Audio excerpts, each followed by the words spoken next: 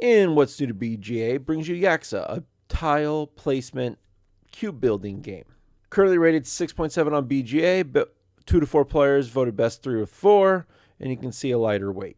BGA says it'll take about 6 minutes to play, and this one plays fine turn-based or real-time. The game is played over 10 rounds. You'll be collecting cubes, building your pyramids, and then, of course, scoring points.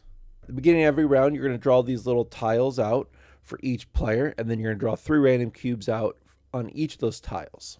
Each player is going to have a turn order marker here that's going to be passing back and forth between the game. To get cubes, you select which one you would like to get. So I will pick this one, and then we're going to wait for my opponent. He's going to pick actually the same one. And because both players picked the same one, you actually switch your turn-based cards, and then whoever had the first player marker gets the place, or whoever has the second place gets the other tile, and now first turn order for next turn. You then are going to be building. You see that you have 3 different cubes.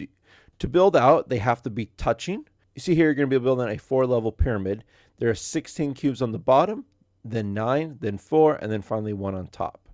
Like I said before, they have to be touching to be placed, so you can't leave a gap. But once you have 4 cubes down, you can start building up. Just notice that you have to have 4 cubes, not 3 like that example. Once you move on to level 2 and above, you must follow this rule.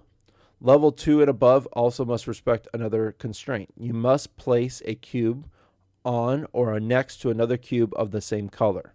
So you see here, if this player was done with base 1 and gets an orange, they can't place the orange because the orange does not touch anything.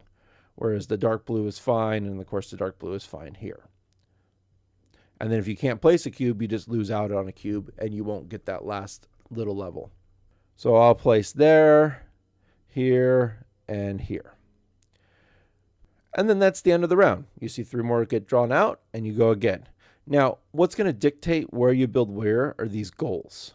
This one here says you score 5 points for the largest group of cubes of a single color, at least partially on level 1. And it does say in the rulebook that only cubes on level 1 are counted. This one you score 5 points for the group of cubes of a single color across the most level, maximum 4 different levels, and then so on. Now, these 3 goals are always random, so it changes up from game to game, so you're kind of battling out over those. You also score for each color. So that orange side there, that's 1 for 1, 2 for 2, and so on. That's how many points you'll score at the end of the game for each color you build.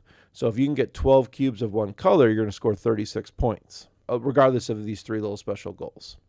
Now you can see here, both me and my opponent picked different cards, so the order card did not change.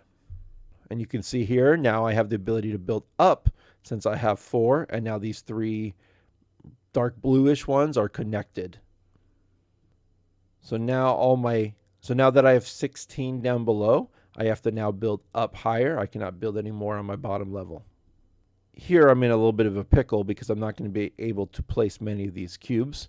So I'll take the one that's best, but I'm definitely discarding cubes here at the end. BGA does do a good job of auto placing cubes for you. But here I cannot place these 2 cubes, so I'm done.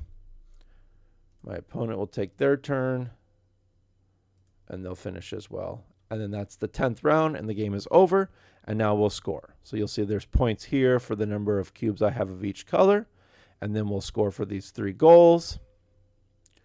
Now we both got 5 points because we happened to tie on all of them, which is pretty lucky. One important note here, the 4 cubes in the center probably are never going to be scored because you can't see them. You only score the cubes that can be seen. So if you look at this example here, you look top to the bottom, you only score the cubes that you can see. So like I said, only cubes that are visible, even partially, are counted. I think I'm going to give this one a 6. I'll play it if I'm in the mood. It's quick enough, fast enough. I do like the digital version because it makes scoring a ton easier. In 5 to 10 minutes, you can play a real quick game.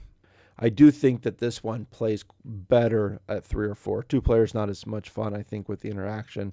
I think it's more fun with more players because you're looking, oh, he might want this, and then you're constantly bumping each other out. Whereas a 2-player, it's just there's not as many options, I guess, as the downside.